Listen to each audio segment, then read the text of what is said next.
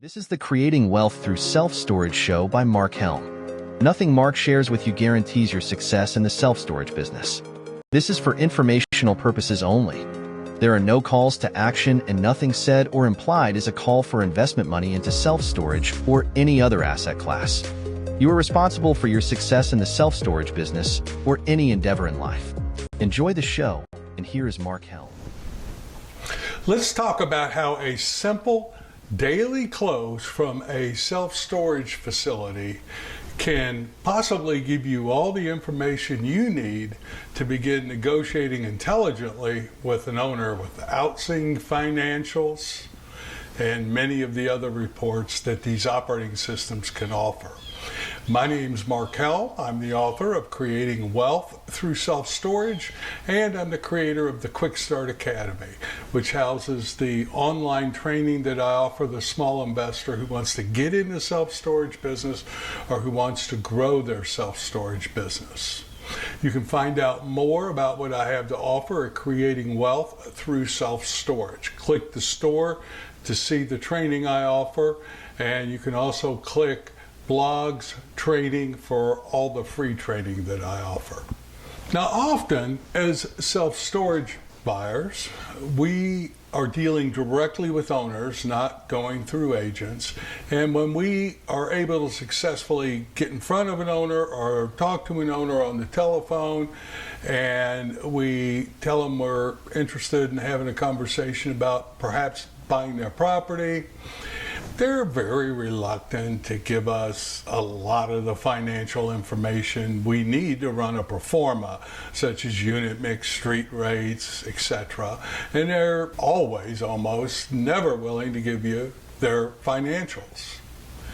But what I've discovered is that if I ask for just a random daily close, hopefully from the last month or so, but just any day. Last time you closed it, last week, if you can give me a random daily close, I can take a look at it and perhaps be able to tell you what I think we'd be able to pay, or at least arrange to pay it.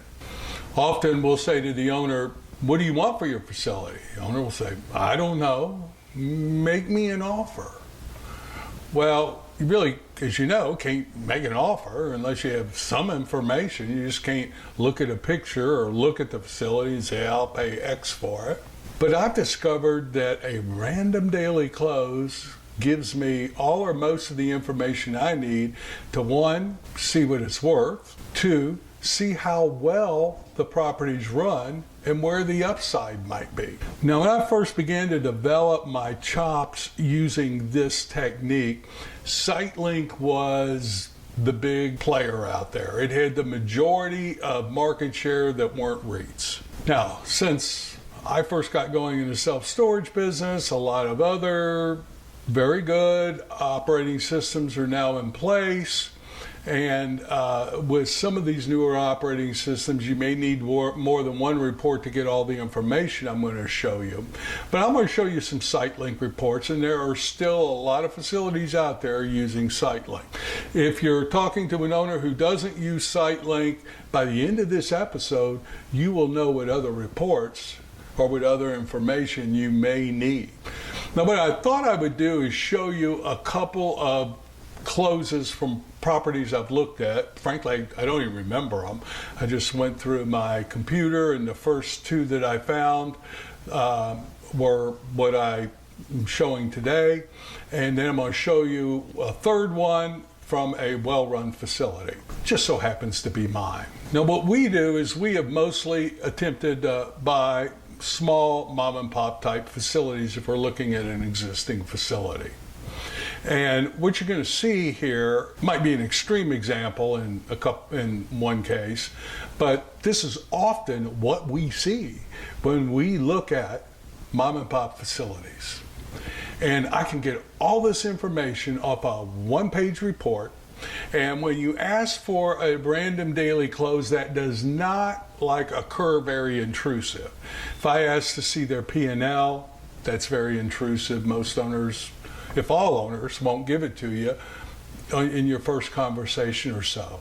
If I ask them to give me what their unit mix is, what their street rates are, they're going to hesitate to do that because basically most of them don't know where to get it exactly, and they have to burn a lot of calories to do it. With the daily close, those pages or 2-page reports are printed automatically every time they close out their project.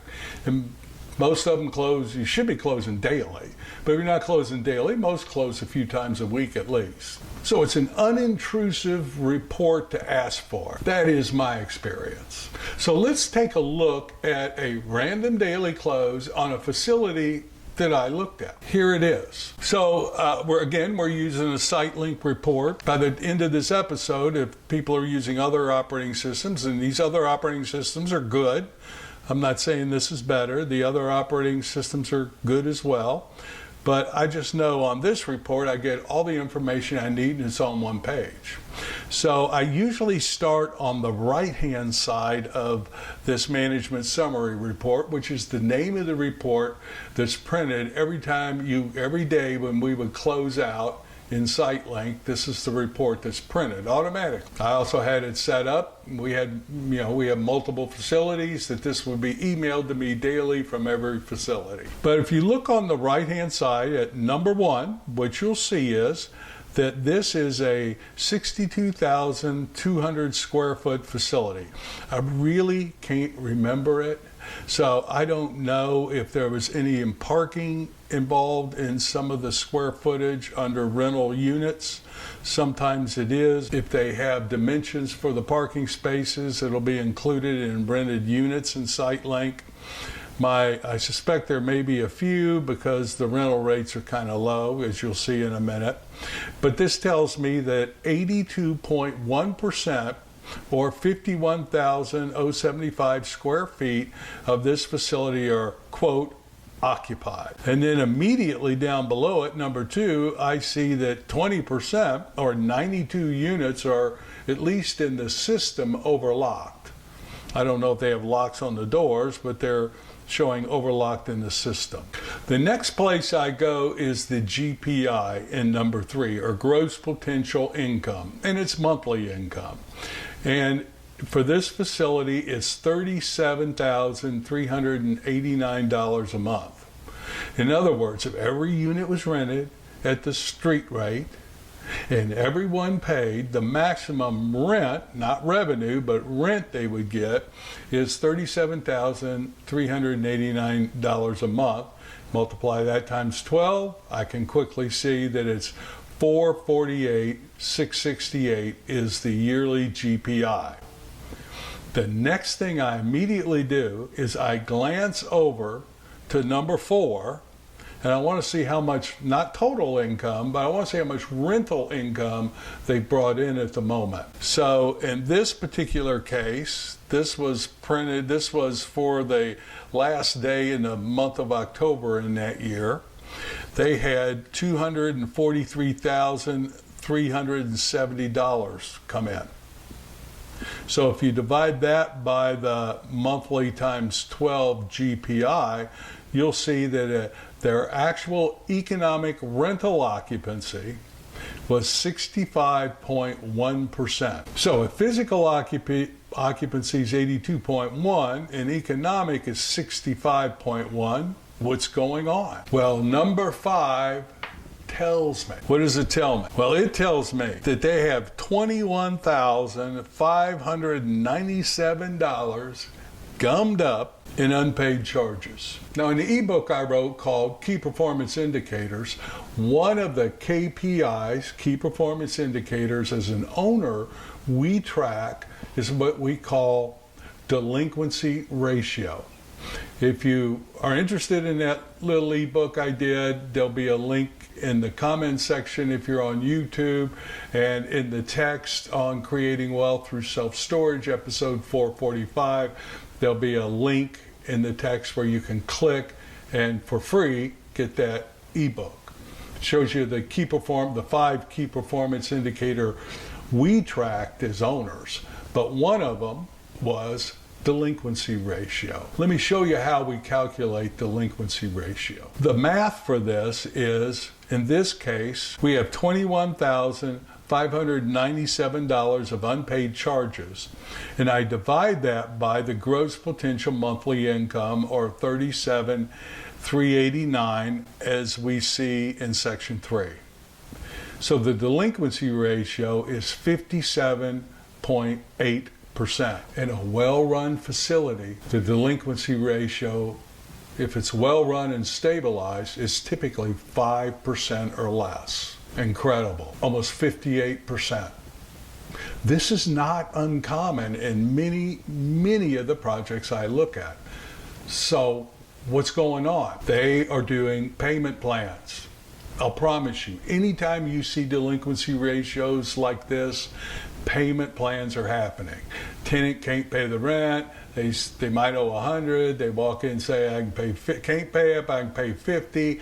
The owner doesn't want to lose a tenant, so they take the 50, and each month they get further and further and further behind, and a large percentage of that owner's monthly income stream is gummed up, dribbling in payment plans. Never take a payment plan. You're better off letting them walk for nothing. I'm not saying do that, but you're better off letting them walk for nothing and putting that unit back in circulation than you are getting a payment plan and messing up your whole cash flow system. You might say, well, something's better than nothing.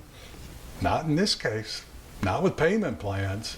Payment plans are worse than nothing. Now, as a buyer, payment plans could be a good thing, because that could be your immediate upside before you have your first rental rate increase, build your first unit on an expansion. Anything you're going to do, you can immediately begin to capture the income that's lost in these payment plans. Now, this is immediate upside, particularly if this is not an extremely overbuilt market. So how do I determine if it's an extremely overbuilt market? Well, there's subscription services you can use. I use Radius Plus, but there's a lot of other ones. Or you could do what I used to do in the old days, is I would go on Google, pull all the competition up, look for extreme discounting, call the facilities, try to get a feel for how full or empty they seem. If I see 50% off first month's rent on some of the REITs or big players, I see second month half off, something like that, that will tell me it's probably a pretty full market. If I see a 10 by 10, which should be going at $100, being offered at $50 a month, first 3 months free, that tells me that there's either a lot of lease up going on, or it's an oversaturated market. Ultimately, your feasibility report will tell you. But I try to figure out how healthy that market is. But this report tells me that, and I can't remember this facility, but this report tells me that this owner is not running their business very well. They're getting 65% of the potential income that thing has to offer at 81% occupancy. So let's take a look at what this facility could be worth. So we're going to call this the as-is value of the project. And without having seen the facility, I really don't have any idea of the deferred maintenance. I could, look on Google Earth or Google Maps or something, try to get a feel. But ultimately, I would need to walk it. But let's just look at what the proposed as-is value could possibly be. So what I do is I take the total they've collected in number 4, 273,216. It looks like in that 18,169 is for taxes, rent taxes. Is probably a Florida property. I can't remember, but some states charge a tax on rental income or service income. Florida's one of them. So I take that out because that's Florida's income. Render unto Caesar what is Caesar's. So it looks like the number they've collected by October 31st that year was $255,047. That includes the rental income, late fees, and any other miscellaneous income they have. I divide that by 10, multiply times 12, and I'm coming up with 306,056 a year is what they should be getting. Not exact, but close enough. Next, I take out the percentage of what I think I could run a facility like this at as operating expenses. Let's say it's a big facility, 60-something thousand square feet. Let's just say we can run it at 38%. That gives me room to have an employee or so there.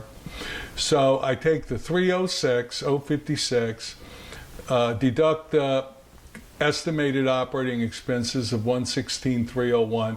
That gives me a current NOI for this owner of 189,755. I'm not that interested in his NOI. I'm more interested in what mine would probably be. So in today's market, I would probably get a 7 cap. That means it's worth perhaps, don't know, but could be 2.7 million. At a 7.5 cap, we're kind of in the 2.5 range. Now, this is like where I could, in my mind, know how that facility is sitting for me in, quote, as is conditions, as I start having conversations with the seller. I'm not saying I would offer that. I would have to look at the property, see if I could assess the seller's motivations, that kind of thing. But it's a good starting place. Did you know you could get all that information off one report? Just a random daily close? You can. Let's take one more quick look at this. And on the next one, we're going to move much quicker. So immediately we see there's upside in managing this thing right, not letting people get into the, 30, 60, 91-day column. If somebody gets into 30, we're immediately heading to auction. With online auctions, we can do one at a time. And there's no reason, unless it's an active military deployed overseas, that you would ever be having people in 90, 91, 180 days plus column. Also, I can see under section number 2, there's 0 auto billing going on, and there's 0 tenant insurance being sold. Those are also areas for upside. So that's all from one report. Let's take a look at another facility. And I'm showing facilities of various sizes. It doesn't matter how big they are, because this process works the same whether you're looking at a $20 million project or you're looking at a $800,000 project. We're going to move quicker now, but let's take a look at another facility. Again, I can't remember this facility or where it was, but this I happened to get as I was looking at it at end of the year daily close out of a SiteLink program. Makes life a little easier, but this is a 25,015 square foot facility. It looks like they have 81.8% occupied. They do have some auto billing going on, 52 units out of 275, and they are selling tenant insurance. 212 units out of 275 are buying tenant insurance. That's good. I quickly glance over to number 4 and look for insurance, and I can see that out of those 212 units, this owner's getting $20,332 in tenant insurance that year. If you're not selling tenant insurance, sell tenant insurance. Now we're doing a little better, or are we, with this facility. They have, quote, 32 overlock. I go to number 2 real quickly. I see the GPI is 18,027 to be exact, which means that the gross potential income for this 25,000 square foot facility is $216,324 a year. Next, I calculate the delinquency ratio. Look at that. That is a whopping 80.1% delinquency ratio. The math is, again, total delinquency of 14,437 divided by monthly gross potential income of 18,027. Are you beginning to see a trend on how many kind of mom and pop facilities are being run today? Are you also beginning to see where some of your upside is? Do you know you can get all that information off a daily close? Now, there's no reason for this much unpaid charges as a percentage. You'll have some. There'll always be late, and that's good. people in the 0 to 15-day column or 0 to 30-day column. In 99% of the cases, they should never extend much past 30-day column very much, because by day 40 to 60, they're being auctioned. Now, I would bet any amount of money almost, or I bet you a Starbucks coffee, that this guy has payment plans or this person has payment plans going on. And I will often say, when I look at this, if I'm at the facility and they hand me this report, I'll real quickly glance at it and I'll say, oh, I see you got payment plans going on. Very often the owner will kind of cock their head and say, how did you know? I just smile. I don't say anything, but it's quite obvious looking at this report. Don't do payment plans. Let's look at what they've actually taken in rent. Well, this is the end of the year, so they took in $152,638 in rent. The gross potential income is $216,324. So economic occupancy is 70.6%, with physical occupancy of 81.8. So that surprised it's not even lower than that, but that's what it is. That's your potential upside. Now, again, I have no idea what the deferred maintenance is. I would Google satellite it or something, look at pictures or something to try to get a feel for that.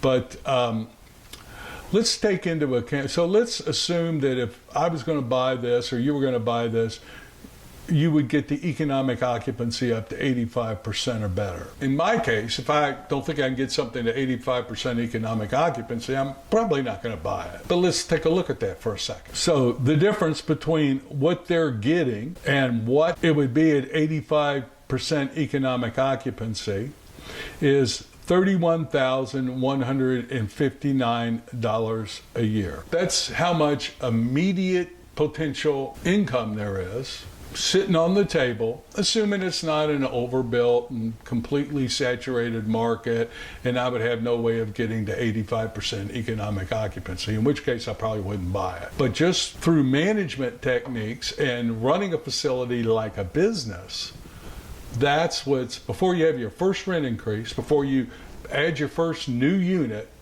that's how much money is sitting on the table that I would be calculating could be my potential upside. Let's take a look at the as-is value. We don't know the deferred maintenance, but let's just look at the numbers.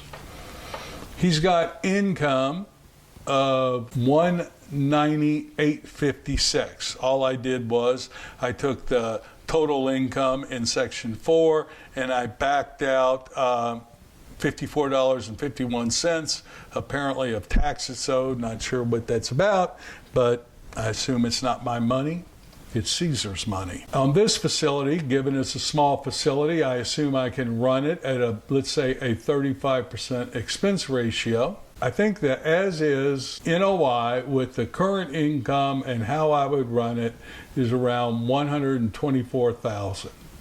At a 7 cap, that's a $1.772 million value. At a 7.5 cap, it's kind of a 1.6. Now again, I'm not saying that's what I'd offer, but I would have that number in my mind as I start talking to that seller and trying to figure out what it would take to have them sell it to me, assuming I want it after I looked at this report. Again, all this off one page. Now, I caution you, if you're using another operating system that doesn't have all this information on it, many don't, you may need to get another report or two. I don't know which ones to tell you, but you now know you want to look at delinquency or unpaid charges. You want to see some kind of detailed report of what they've actually collected, and you want to see what gross potential rent is, etc. Usually that's on the daily close.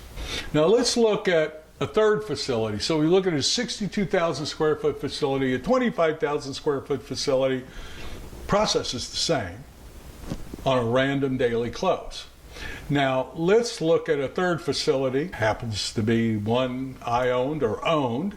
I pulled this report up a month or so before we actually closed on the deal and sold it, and I picked June 31st because it makes the math easy. You just multiply times 2 to get yearly numbers. So let's look at another facility. Different size, but let's look at it. Facility number 3. Now, given I own it, there's some inside information I have, and we're going to move much quicker here. Notice I didn't number it, but we now know how to move our eyes up and down this report. Now, this is a large facility, but the principle's still the same. We've looked at 60,000, 25,000. Here's a 100,000 plus. I do know that we actually had 102,000 square feet of self-storage. The rest of that square footage in the total of 169,817 was parking. The gross potential income is 114,799 per month. By the way, when we bought this, it was 86,000. We did no expansion. In 7 years, we got it from 86,000 to 144,719 a month. So if you take that 114 number times 12, it's 1,377,348 gross potential income per year. Next, we calculate the delinquency ratio. On the 30th of June that year, we had a total of $3,346 in delinquency. Divide that by the 114 number, and the delinquency ratio was 2.9%. Our managers know that once we start getting over 5%, we better have some auctions scheduled or we're having conversation. So I quickly glance over to the paid charges there, payment receipts section, and I'm just right now looking at rent income. I take the 636,445 times 2 because this was a June 30th closing. And I can see that my economic occupancy was running at 92.4%. Now, when we sold this, we had just started a company-wide mandatory tenant insurance plan, and we were in the process of penetrating the existing customer base, getting them to sign up. Once we started marketing it, we stopped on this facility because we wanted to leave that as upside for the potential buyer. So at the time we stopped, we had 78 people out of almost 935 paying tenant insurance. So we left that upside for the new buyer. And out of the 935 units, we had 649 on auto bill, which is very nice because you have the vast majority of your monthly income in between the 3rd and the 5th of the month. Let's look at potential values today for what these numbers would represent. Now, given that we managed it, I know that our operating expenses on this project ran at 42%, and about 42% a year. And I also know that not shown on this was we had over $60,000 a year in U-Haul commissions come in. But let's take a look at what a potential value might be today for this facility. Potential storage rental income is $1,309,156. All I did was take the 264,911 number, backed out the taxes owed and multiplied by 2. I'm gonna, some years we had as much as 66,000 in U-Haul income, but I just put in 60 for it. So total income for the project, 1,369,156. Operating expenses of 42%, which left an NOI of 794. Today, 7 cap, 11.3 million. 7.5 cap, 10.6, we'll say. Now, when we closed on this in 2020, cap rates were a lot lower, so we actually closed in mid to upper 5s on this one. But always use cap rates that are relevant for today. And I always go higher. So if the reports come out and 6.6, 6.75 is where the majority of facilities of whatever quality you're looking at are closing, I'll always up it a little bit as I'm buying. And so I'll know I know what a 7 cap, 7.5 cap. And if it's really in a small, very small rural market, I may be using even higher than that. But I hope this helps as we're trying to expand the way that we find and negotiate and get deal flow in our pipeline. Dealing directly with owners is a really valid way of doing it. And when we deal with owners, they're often, and I get it, I'm not going to send my P&L out to somebody who calls me on the telephone. So, but this is an unintrusive way to get a lot of information that will inform you how well the project's run and what the kind of value range could be for the project as it sits. I hope this helps. Good hunting as you're looking for your next self-storage opportunity. And this is one more tool now that you can put in your briefcase to use in situations where it's appropriate.